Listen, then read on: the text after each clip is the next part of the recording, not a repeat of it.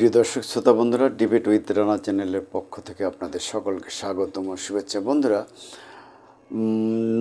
নবগঠিত জাতীয় নাগরিক পার্টি এনসিপির আহ্বায়ক ও সদ্য সাবেক তথ্য উপদেষ্টা নাহিদ ইসলাম বলেছেন, অস্থিরতার কারণে চলতি বছর ত্রয়োদশ জাতীয় সংসদ নির্বাচন আয়োজন করা কঠিন হবে। বর্তমান আইন শাসনের পরিস্থিতি এবং রাজনৈতিক ব্যবস্থা বিবেচনায় এটা কঠিন হবে বলে তিনি জানান। বৃহস্পতিবার বার্তা সংস্থা রয়টার্সকে দেয়া এক সাক্ষাৎকারে জনাব নাহিদ একথা বলেন। এনসিপির আহ্বায়ক বলেন, গত 7 মাসে আমরা সবাই আশা করেছিলাম রাজনৈতিক ব্যবস্থা, আইন ও শাসন স্বল্পকালীন সংস্কারের মাধ্যমে পুনঃপ্রতিষ্ঠিত হবে। এটি একটি নির্দিষ্ট সীমা পর্যন্ত হয়েছে, কিন্তু আমাদের প্রত্যাশা অনুযায়ী হয়নি।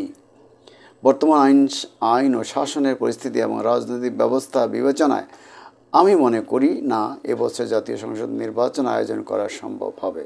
সাক্ষাৎকারে তরুণ এই রাজনীতিবিদ জানান, নির্বাচন যখনই হোক জাতীয় নাগরিক কমিটি তাতে অংশ নিতে প্রস্তুত, কিন্তু জুলাই ঘোষণাপত্রে সব রাজনৈতিক দল যতদিন ঐক্যমতে না পৌঁছাবে ততদিন নির্বাচন দেরি হবে বলে জানান তিনি বলেন, যদি জুলাই ঘোষণাপত্র নিয়ে আমরা 1 মাসের মধ্যে ঐক্যমতে পৌঁছতে পারি তাহলে আমরা তাৎক্ষণিক নির্বাচনের ডাক দিতে পারব, কিন্তু যদি এতে সময় লাগে তাহলে নির্বাচন বিলম্বিত হতে পারে।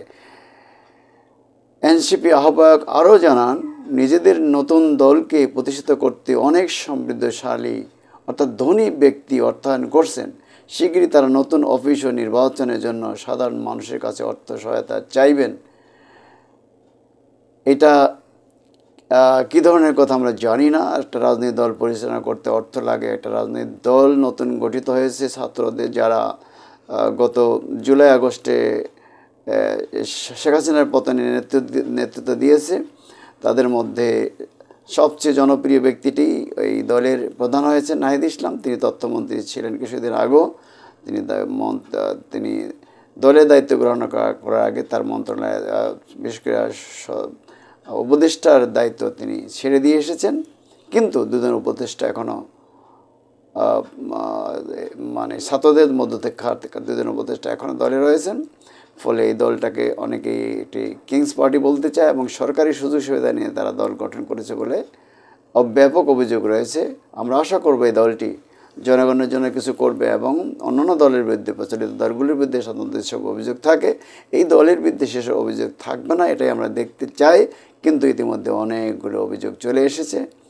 আর বিভিন্ন ধনী ব্যক্তিরাই দলকে সাহায্য করবে, মানে কি দলটা ধনী ব্যক্তিদের টাকা চলবে, তাদের স্বার্থ রক্ষা করবে।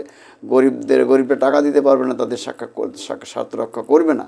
দলের মধ্যে এখনও পর্যন্ত ধনীদের স্বার্থ রক্ষার প্রবণতা দেখা যাচ্ছে। দরিদ্রদের ব্যাপারে তাদের এখনও পর্যন্ত তেমন কোনো কার্যকলাপ আমরা লক্ষ্য করছি না। কিন্তু আমরা চাই এই দলটা একটি ধনীদের প্রতিনিধিত্ব না করে বরং দেশের অপমর জনসাধারণের, দরিদ্র মানুষের, বোকা নাঙা ক্ষুধার্ত মানুষের পাশে দাঁড়াক, তাদের জন্য রাজনীতি করুক। খোদা হাফেজ। বাংলাদেশ জিন্দাবাদ।